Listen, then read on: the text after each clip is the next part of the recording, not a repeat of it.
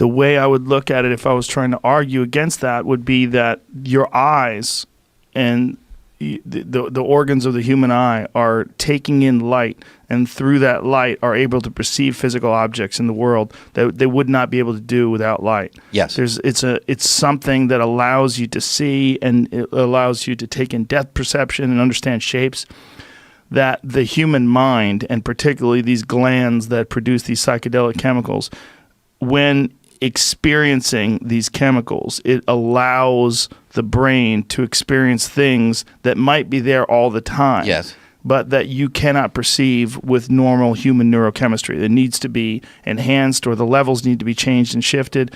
And what's really perplexing about these chemicals is that these chemicals are produced by your brain. And if you do take these, like particularly dimethyltryptamine is the most potent of all the psychedelic chemicals. If you take that, you have these insanely profound visions. Right. Which is, leads to a lot of people having these religious, spiritual epiphanies. Have you done anything? Have you done any psychedelic experiences that you're allowed to talk about? Yeah, I have. Not many, and I'm a complete lightweight in this arena because I hardly drink. I hardly do anything that puts foreign substances into the body.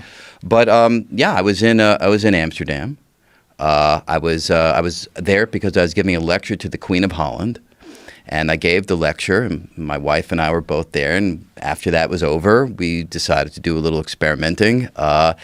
And for somebody like me who doesn't experiment, I made a mistake because. Did you eat it? Well, the first night we went out and we went to one of these coffee bars, and I guess I can speak about this. It's legal here. Yeah, totally legal. Exactly.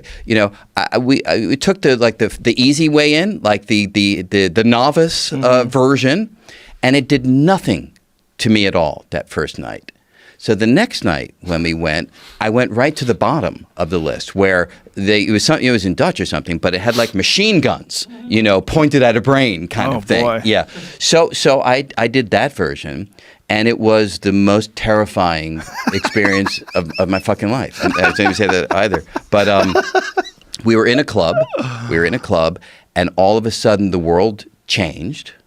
And what started happening is my brain started manufacturing versions of myself that would converse with me and convince me that the reality that I was experiencing was real. And then that version of me would destroy that reality, and the process would start over and over and over again. Is this something you smoked or you ate? Smoked. Yeah, wow. It's definitely smoked. And again, I suspect that the impact was because my body has no experience. Oh, for sure. So I think that just enhanced the impact. And, it was terrifying. It was utterly, I was in the hotel room and I was clinging to the bed and I actually said to my wife, tie me up. That sounds wrong. I meant tie me up because I'm like terrified of what I'm going to do. Right. Wow. And so instead, she called the doctor, and she was like afraid this would be like in the newspaper because I just give a lecture to the Queen, Right. But they're so used to Americans getting in over their head with this kind of experience. So it was something that they were completely used to. So they sent up a doctor, and the doctor basically just gives you sugar. And my wife knew that this was an extreme circumstance for me because I don't eat any sugar. But I was like, he said, eat as much. I was like taking the Milky Way bars. Like so I'm sugar vegan. Somehow or another counteracts Sugar somehow. THC? I don't know the chemistry behind this. But sugar is the antidote. Caffeine is supposed to help as well. Caffeine can help too. Yeah, I guess. But it lasted 8 hours.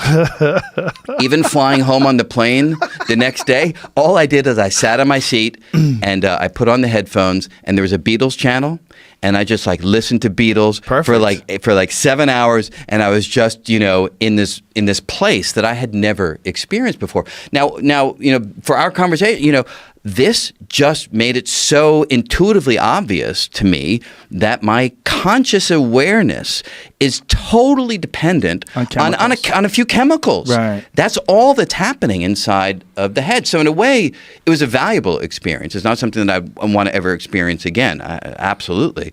But it was something that helped align my intuitive understanding of what consciousness is with the scientific recognition that it all relies upon the stuff that's circulating inside of your mind. Yeah.